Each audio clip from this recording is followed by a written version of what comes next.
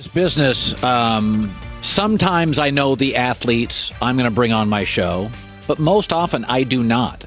We have a handful of people at this network that we employ, and they're regulars, they're part of the team. But Steven Jackson was one of those athletes. I had watched him. He was a tough guy. He was a rough guy. And first time I invited him on the show, I had no idea what I was up against or in for.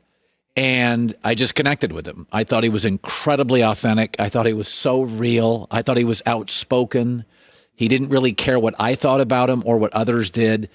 And in my business, I think it's rare when you find people that are loyal to themselves and honesty and be damned with everything else. And it's one of the reasons we keep inviting Steven Jackson back on the show. But we invite him back today for another reason. He was a childhood friend of George Floyd, and he's been front and center nationally on this story. And I want to bring him in via the Cowherd Global Satellite Network. So, first of all, I appreciate it. It's been an emotional time for you. Let's start from that point. You and George were childhood friends. The age, were you athletic friends? Explain to our audience your history with George, who was murdered last week by a police officer in Minneapolis. Thanks for having me, Colin. Good to see y'all again. About a 23-year relationship. I was playing basketball in my teenage years, and he came down to Port Arthur, Texas, which is 45 minutes from where he lives in Houston, with a friend of mine named Telly. And Telly had already told me he had a homeboy in Houston that looked just like me, and we might have the same daddy. And Telly brought him down, and our first two words when we seen each other was, "Who your daddy? Who your daddy?" and because we looked that much alike. And I think the fact that we looked that much alike, we had some of the same common goals. We kind of lived really the same lives at the time. I was in the streets a lot at the time. And we just bonded. You know, we protected each other. He supported me in everything I was doing. And he was just a great friend, somebody that always had my back. When you say he's just like you, what, I mean, you meet a lot of people. Why did you remain close? What was it about him? Well, one thing I loved about him was, the only difference between me and him, we come from the same areas, but I had more opportunity than him.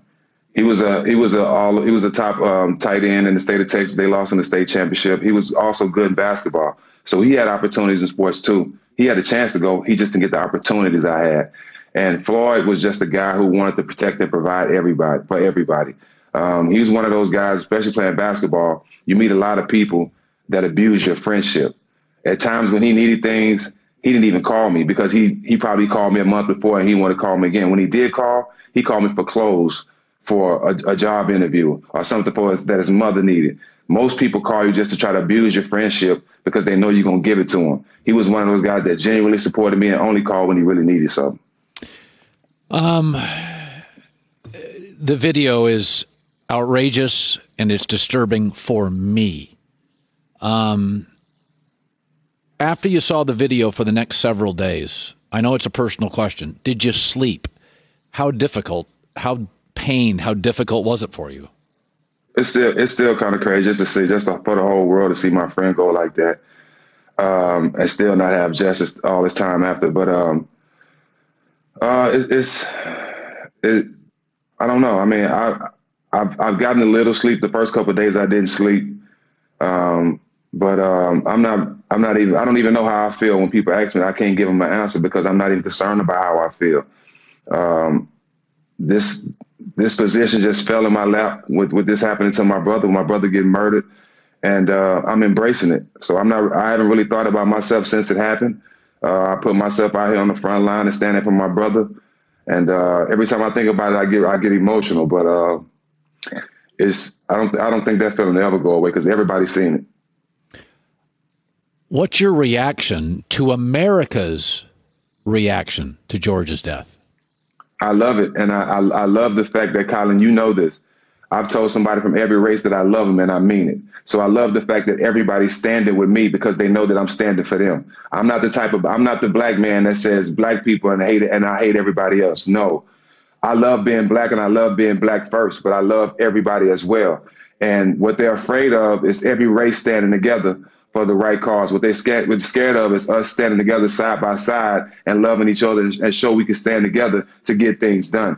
But right now they want us to divide, and that's what they're scared of. I've overwhelmingly seen peaceful protests, overwhelmingly, 99%.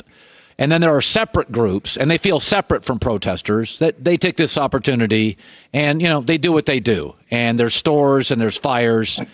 Does that bother you, or do you think it's part of the process? Do you think it's disrespecting George's legacy? What do you make of the occasional burning car and the store situations?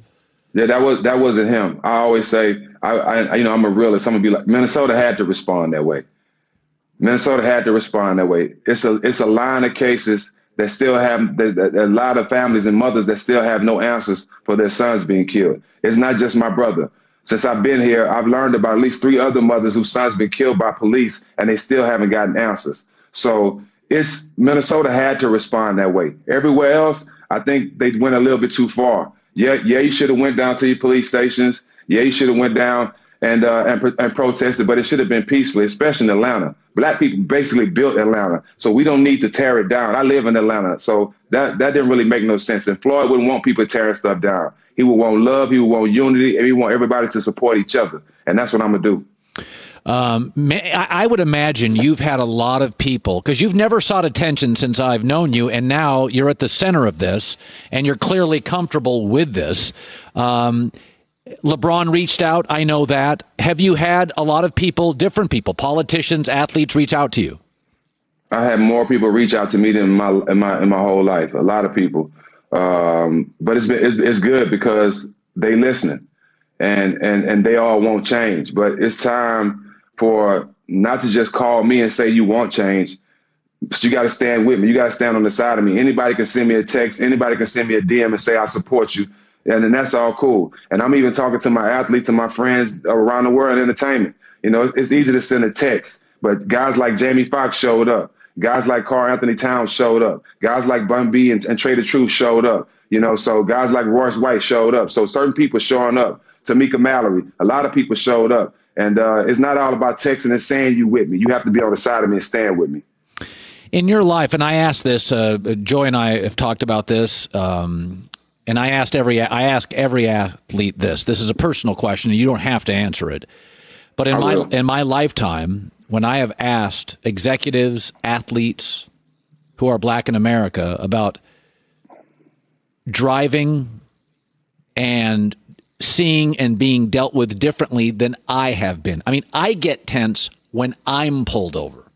But I am overwhelmingly, I can't even begin to talk about this. I'm irrelevant on this topic about police treatment. In your life, do you be as honest as you can, if you would, about you've been pulled over, how you've been treated? You're a big athlete. You're a big, strong athlete. And when you have been pulled over, do you think it's fair? It's just cause? Do you get anxious? How do you feel? I think the reason why I've never dealt with it, because in my hometown, most of the police that's in my hometown grew up in that area. So they know us all. And I think that's what keeps us from having these situations with police. If more states would have police that grew up in this area and police in the areas they grew up in, they won't have accidents like this because they know everybody. A lot of times you get these ex-military guys or ex-skinhead guys that come in and be police, and you put them in the area they know nothing about. And these are the things that happen. So no, Colin, I've never dealt with it because like I said, most of the police, they came watch my basketball games. They knew my family, or they went to school with my family. So it was no need to handle me like that. If I was doing something wrong, they could just reach out to my uncle or somebody they went to school with. So I never dealt with it. So you have mostly in your personal life a positive relationship with law enforcement? No question. Yeah.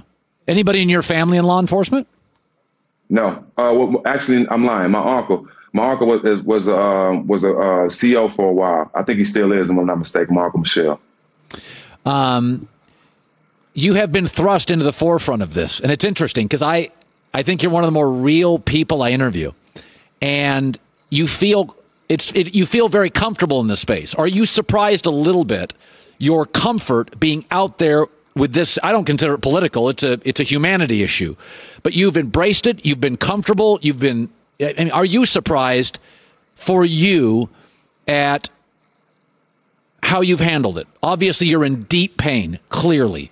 But are you surprised that you want to speak to people? You get up in the morning and you want to address this. Well, two reasons why people shouldn't be surprised. The brawl in Detroit and the strip club incident with Jamal Tinsley in Indiana.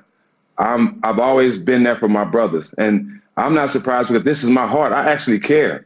You know, I've always actually cared about people. That's why I say I stand for everybody. So I didn't ask for this role, Colin. I didn't ask to be here. If I could rewind back and have my brother back and not be here, I would take it. But this is what it is. This is reality. And I think a lot of people following me because I'm representing what the world has lost, and that's common sense.